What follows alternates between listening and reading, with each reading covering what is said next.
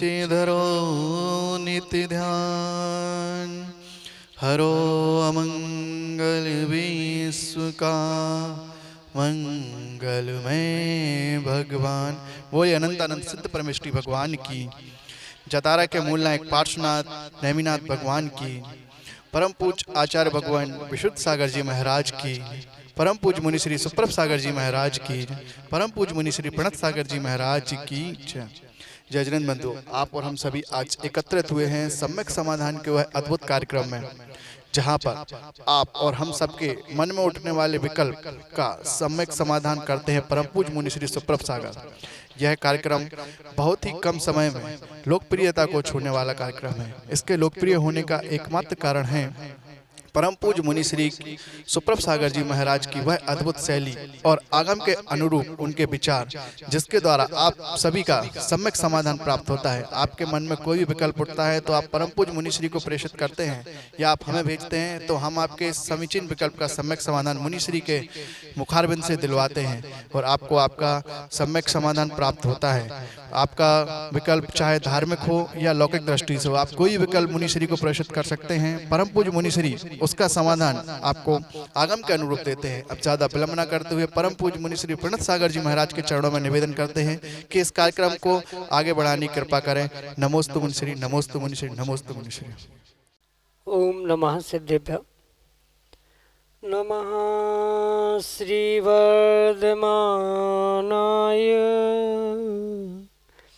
निर्दूत कलिलात्मने सालोकानां त्रिलोकानां यद् विद्यादर्पणायते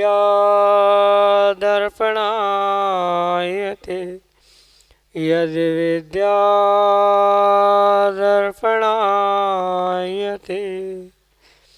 पंच परमेष्टि भगवान की जय। परम पूज्य आचार्य भगवंत गुरुवर विशुद्ध सागर जी मुनि महाराज जी की जय।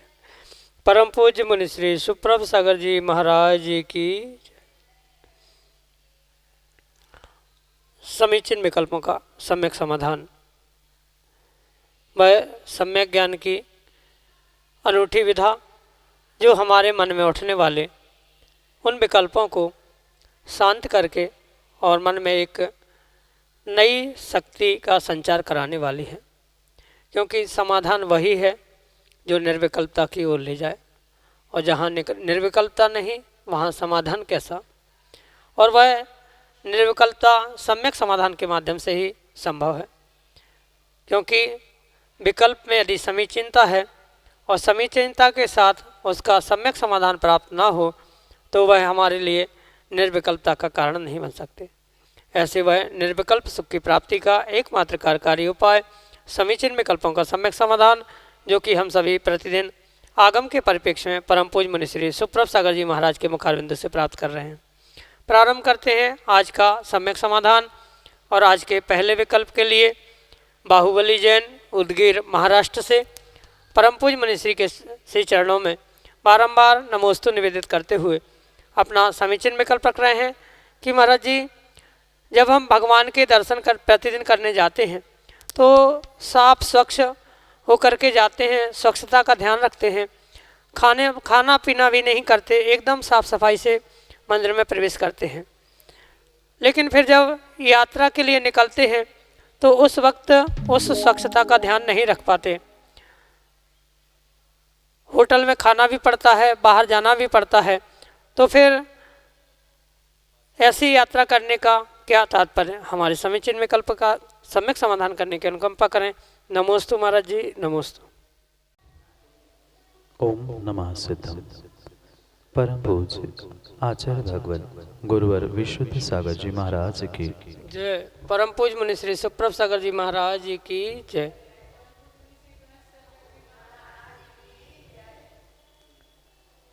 ऐसा कहा जाता है कि आपत्ति काले मर्यादा नास्ति। जब आपत्ति काल या विपरीतता होती है तब मर्यादा का ध्यान रखे ये जरूरी नहीं होती। इसलिए आगम के परिप्रेक्ष्य में ये समझना होगा कि हम घर से जितनी शुद्धता से मंदिर में जाते हैं या मंदिर जाने के लिए घर से जितनी शुद्धता का पालन करते हुए जाते, जरूरी नहीं है कि उतनी शुद्धता का पालन यात्रा में कहीं क्षेत्र की वंदना आदि करते में हो। पर वास्तव में यह प्रयास करना ही चाहिए, चाहे यात्रा के लिए कहीं भी अन्यत्र पहुँचे, वहाँ भी जितनी अधिक से अधिक शुद्धि का प्रयोग या जितनी अधिक से अधिक शुद्धि का परिचय दे सकते हैं, उतना उत्कृष्ट कार्य पुण्य रूप हमें प्राप्त होता है। इसलिए प्रयास तो प्रत्येक व्यक्ति को यात्रा में भी पूर्ण शुद्धि का करने की आवश्यकता है, पर क्वचित कदाचित यात्रा में अनुकूलता ना होने के कारण से और वह स्वयं का घर ना होने के कारण से उतनी शुद्धि नहीं हो पाती। और स्वाभाविक सी बात है कि जितना शुद्धि से कार्य करेंगे उतना उसका विशेष फल मिलेगा। इसलिए क्वचित कदाचित कभी कभार जो शुद्धि का ध्यान रखते हुए मंदिर में जाकर जीव कार्य करता है, धार्मिक क्रिया करता है, उसमें वो विशेष पुण्य को और विशेष फल को प्राप्त करता है। पर कभी कभार यात्रा में पहुंचने के बाद इधर उधर का भोजन करना, वस्त्रों की शुद्धि आदि आदि शुद्धि का अभाव होने से वह उतनी कर्मों की निर्जरा, पाप की निर्जरा करके पुण्य प्राप्त नहीं कर पाता। इसलिए ये विवेक रखने की आवश्यकता है। कहीं भी यात्रा के लिए भी पहुँचे, पुराने लोग जब यात्रा के लिए जाते थे वे स्वयं से अपनी सामग्री बनाने की व्यवस्था, बनाने वाले सब कुछ अपना अपना ले जाते थे। जहाँ पहुँचते थे वहाँ रुकते थे, वही अपना भोजन अपना सीधा अपना किराना निकाला, सूखा सामग्री निकाली, उसको बनाया, भोजन किया, फिर आगे बढ़ते थे।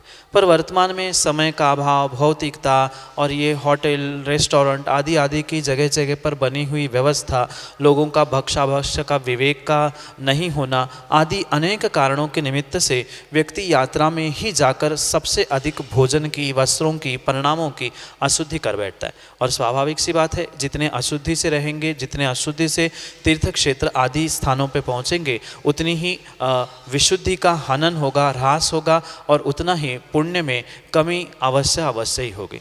और एक दृष्टि आप ये भी समझे, वर्तमान में जो क्षेत्रों का, मंदिरों का या यात्रा स्थान जहाँ पहुँचे जाते हैं, उन क्षेत्रों का अतिशय किन कारणों से कम हो रहा है? इन अशुद्धि के कारण से ही उन अतिशय क्षेत्रों का, सिद्ध क्षेत्रों का अतिशय अपने आप दिन ब दिन घटते हुए देखने में आ रहा है।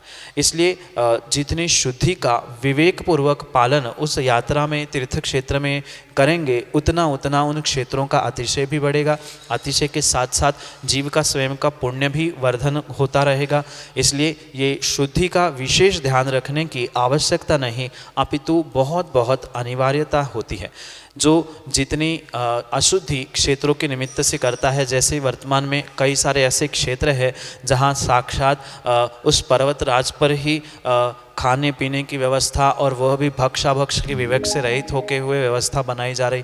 ना दिन का, ना रात का, ना भक्ष का, ना अभक्ष का, किसी भी प्रकार का विवेक ना रखते हुए जो कार्य किया जा रहा है, उसी कारण से क्षेत्रों में विकल्प होना, उसका अतिशय कम हो जाना, पाप की वृद्धि हो जाना, समाज में, देश राष्ट्र में विकल्प उत्पन्न होना, ऐसे अनेक उसके कारण से होने वाले विपरीत परिणाम भी सबके सामने आ रहे हैं। इसलिए उन विपरीत परिणामों से बचने के लिए जितनी शुद्धि का ध्यान नगर के मंदिर आदि पहुंचते समय करते हैं, उतनी ही शुद्धि का ध्यान उस यात्रा में मंदिर आदि के स्थानों पर पहुंचते समय करने की आवश्यकता है।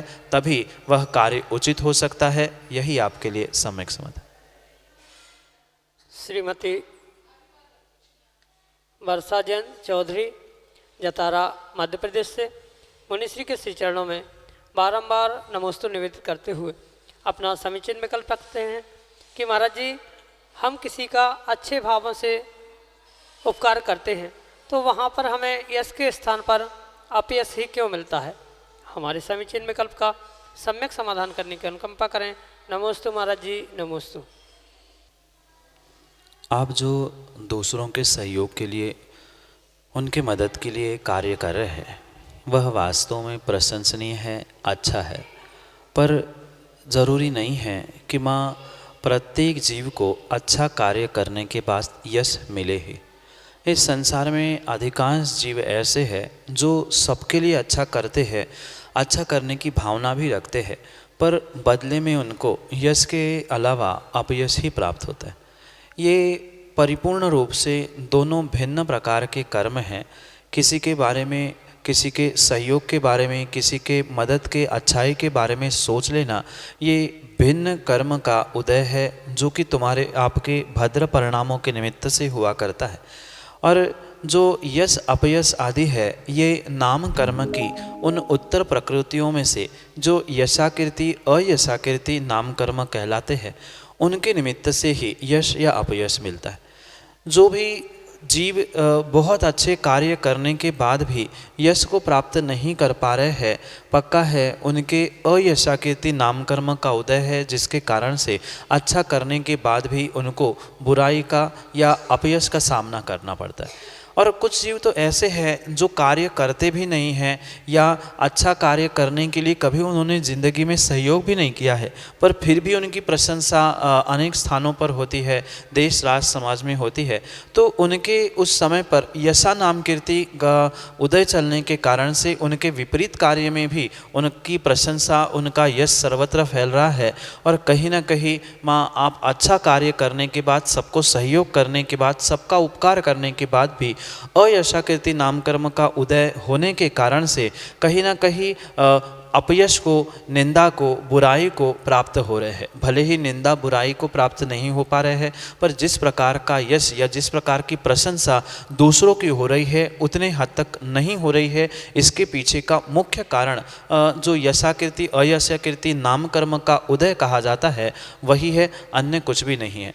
भले ही अन्य दूसरे को सहयोग करने रूप आपका पुण्य का आश्रयबंध चल रहा है, पिछला भी कुछ ना कुछ पुण्य का उदय होगा, सो जैन कुल आदि मिला है, पर यह भी समझने की आवश्यकता है, पुण्य मात्र एक प्रकार का नहीं होता, अनेक प्रकार का पुण्य होता है। उसमें ये यशाकीर्ति अयशाकीर्ति उसका एक प्रकार है। दूसरों से किसी प्रकार से पुण्य का आश्रय करने के लिए, पुण्य कार्यों के लिए दूसरों को सहयोग करने के लिए मन होना, ये भी बहुत बड़ा पुण्य का उदय है। पर पुण्य पाप इनका दोनों का युगपत कहीं ना कहीं ऐसा ताना बाना और कहीं ना कहीं ऊपर नीचे कार्य चलता रहता है, जिसके कारण से जीवन मनुष्यों का बनता बिगड़ता भी देखने में आता है। इसलिए अयशाकीर्ति नाम कर्म के पाप उदय से ही अच्छा कार्य करने के बाद भी आपकी प्रशंसा, आपको यश आदि नहीं मिल रहा है, यही आपके लिए सम्यक समाधान। श्रीमती पार्वती जैन, सगरवारा, मध्य प्रदेश से मुनिश्री के श्री चरणों में बारंबार नमोस्तु निवेदित करते हुए अपना समीचीन विकल्प रख रहे हैं कि महाराज जी, जब हम अपने बच्चे को 2 साल का था तब बाहर छोड़ के आए थे, तो क्या उसके शोर सूतक हमें लगेगी? हमारे समीचीन विकल्प का सम्यक समाधान करने की अनुकंपा करें। नमोस्तु महाराज जी, नमोस्तु। माँ, 2 साल के बच्चे को आप जहाँ छोड़ के आए हैं, वहाँ उसको किस प्रकार से छोड़ा है, उसकी क्या विधि थी, क्या सोच के, क्या निर्णय करके और क्या क्रियाओं को करके छोड़ा है, वो समझना बहुत आवश्यक।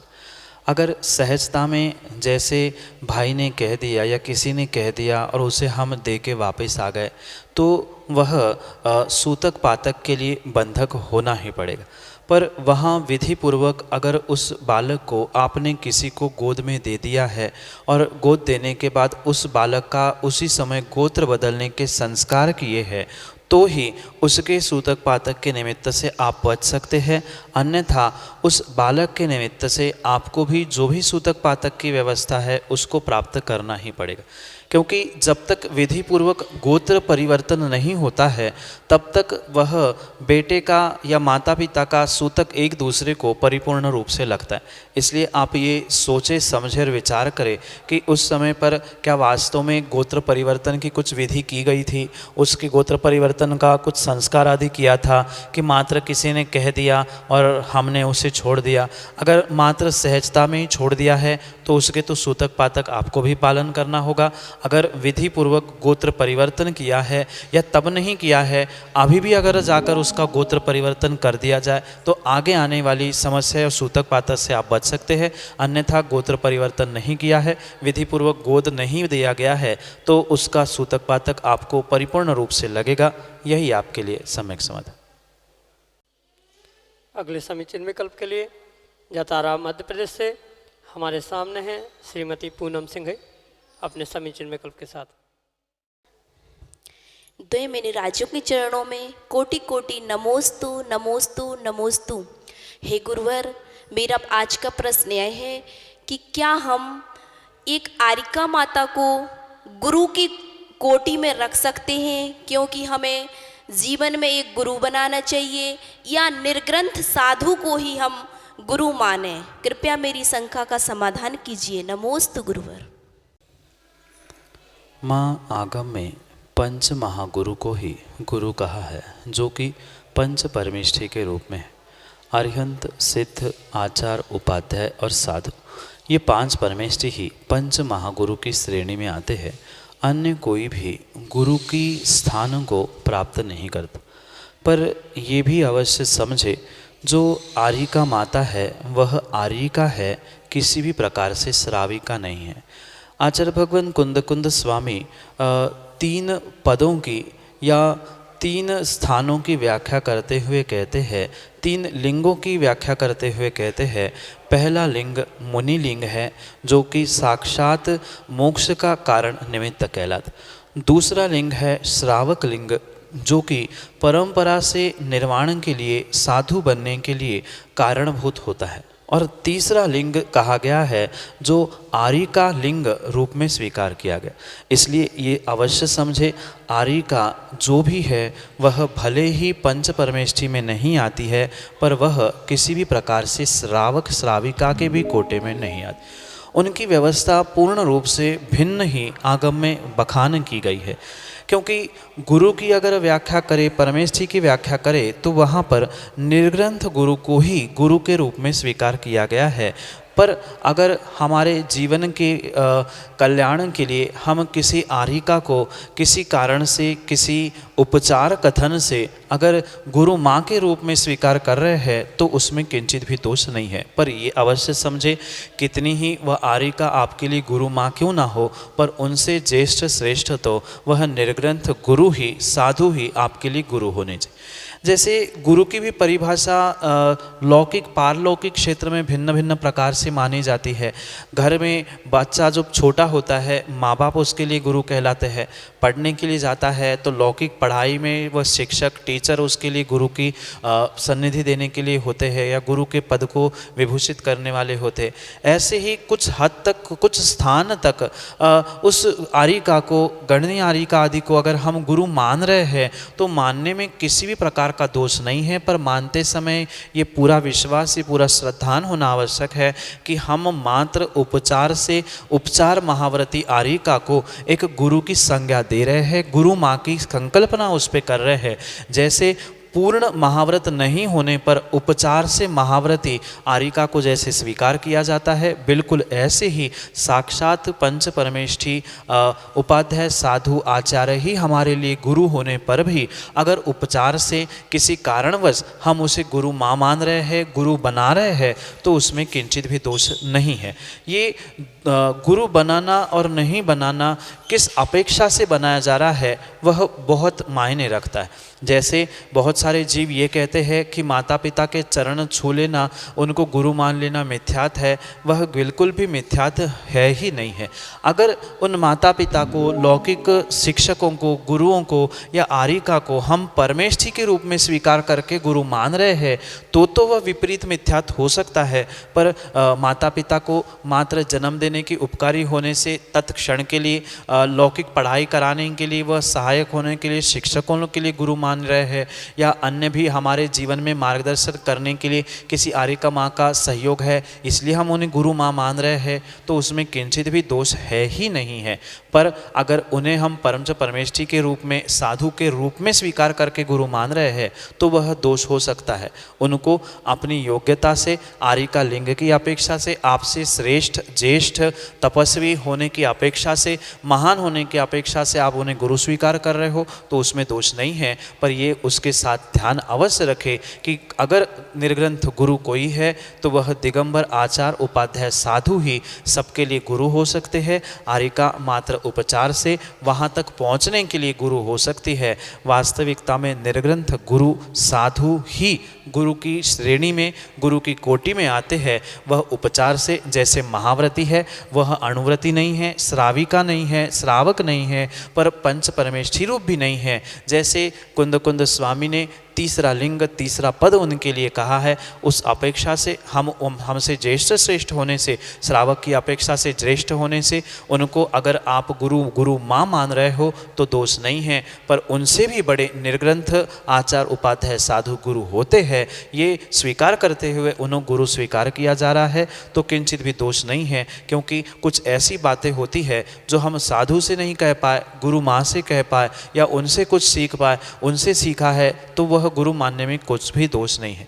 इतना ही नहीं, आचार्य भगवान तो ये कहते हैं जिससे जिन जिन व्यक्ति से हमने एक अक्षर भी सीखा है, पढ़ा है, कुछ प्राप्त कर लिया है तो वह हमारे लिए उपकारी है, गुरु का स्थान देने योग्य है। पर स्थान देने योग्य होने पर भी उनसे भी श्रेष्ठ वे दिगंबर गुरु होते हैं। वे बिना भूले उनको अगर गुरु मान रहे हैं उपचार से तो न मिथ्यात है न दोष है। यही आपके लिए सम्यक समाधान।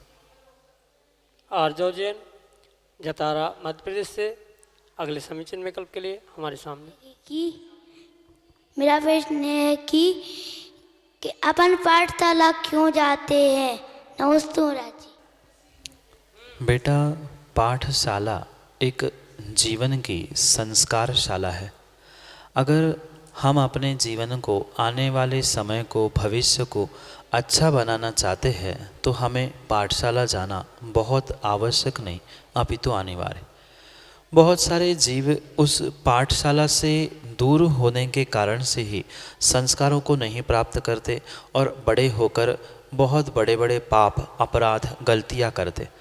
जैसे आपने भी पाठशाला पढ़े हैं, आप पाठशाला जाते हैं तो वहाँ आपने जो 5 प्रकार के पाप पढ़े हैं, चोरी, कुशील, झूठ बोलना, तो कम से कम बड़े होने के बाद इसका आपको ध्यान रहेगा कि ये गलत कार्य है, हमें ऐसा नहीं करना है। पर जो पाठशाला आदि जाते ही नहीं हैं, उनको उन 5 पापों के बारे में नहीं पता है, किसके साथ कैसे बोलना, रहना, ये कुछ भी उनको पता नहीं होने के कारण से वे कभी ना कभी बड़े होकर लड़ाई झगड़ा करना, कहीं ना कहीं पाप करना, इन कार्यों में ही वे संलग्न हो सकते। इसलिए जो व्यक्ति, जो बालक पाठशाला से पढ़ते हुए आगे अपने जीवन को प्रारंभ करता है, वह कहीं ना कहीं बहुत अच्छे जीवन को प्राप्त करता है।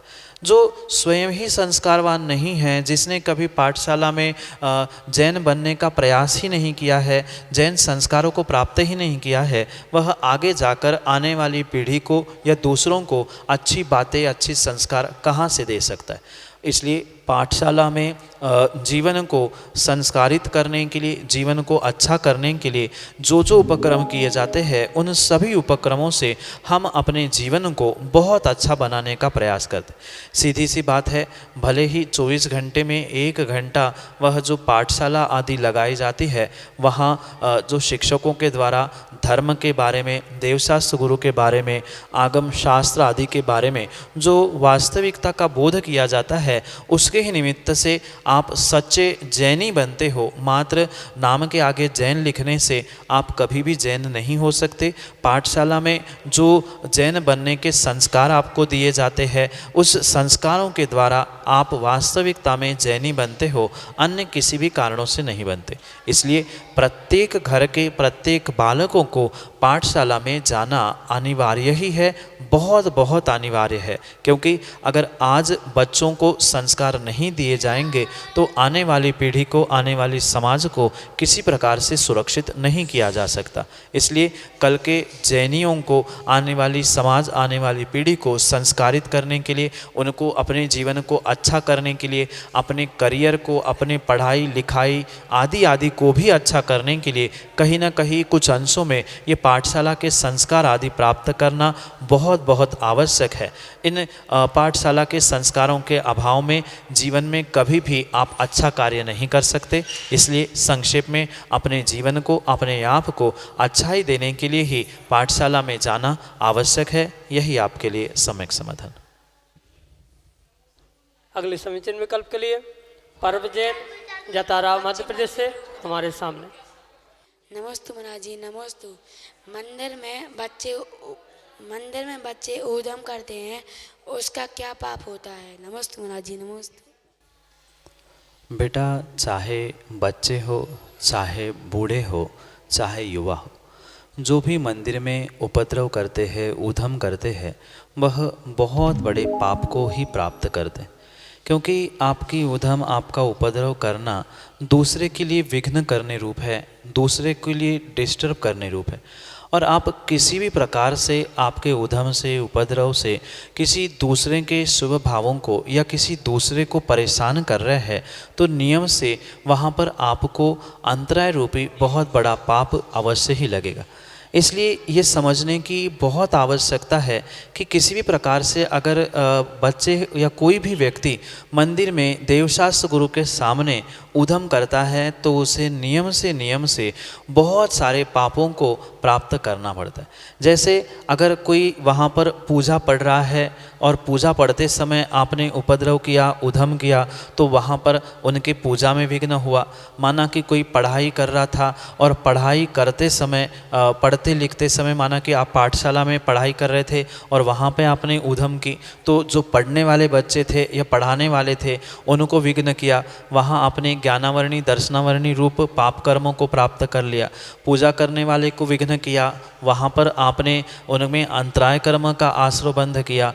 ऐसे एक नहीं अनेक पापों का आश्रय मात्र ऐसे विपरीत कर्म करने से होता है।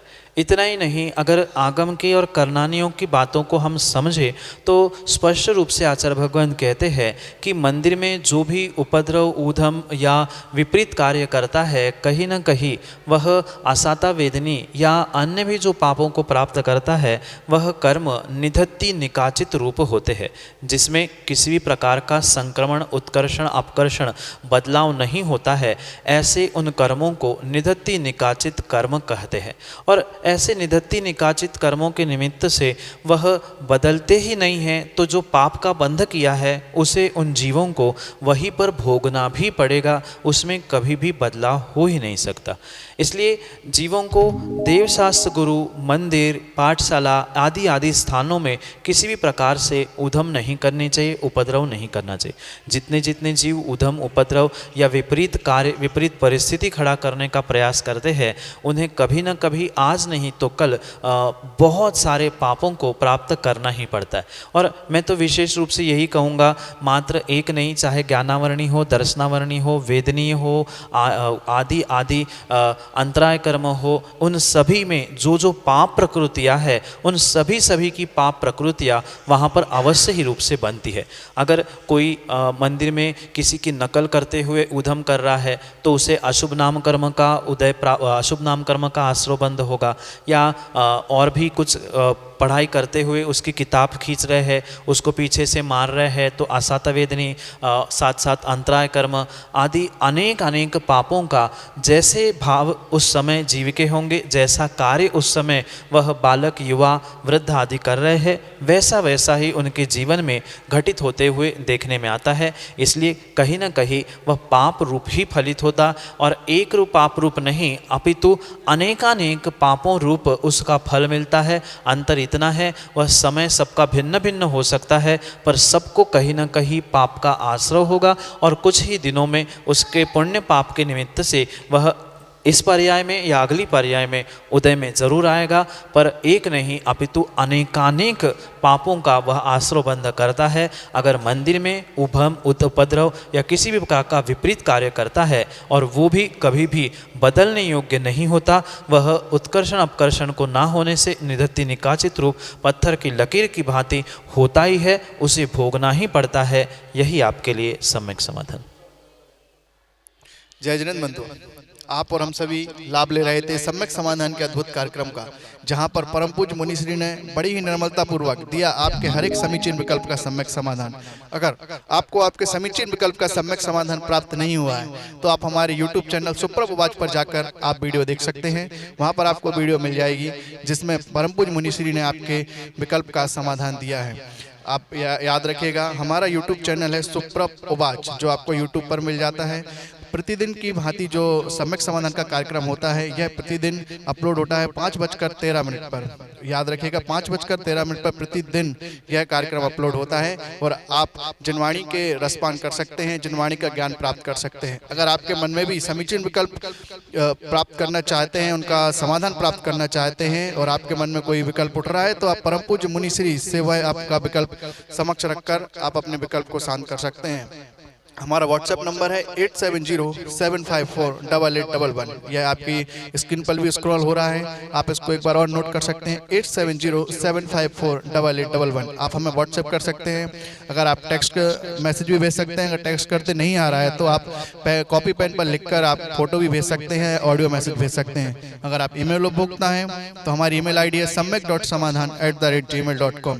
और परम पूज्य मुनि श्री के वह मधुर प्रवचन जिनवाणी चैनल पर जो प्रसारित होते हैं उनका प्रसारण प्रतिदिन 7:40 पर होता है और मुनिश्री के प्रवचन और सम्यक समाधान आपको YouTube चैनल पर ही प्राप्त होंगे, आप जिससे वहां पर धर्म लाभ ले सकते हैं। परम पूज्य मुनिश्री के चरणों में निवेदन करते हैं, नमोस्तु भगवान, नमोस्तु भगवान, नमोस्तु भगवान।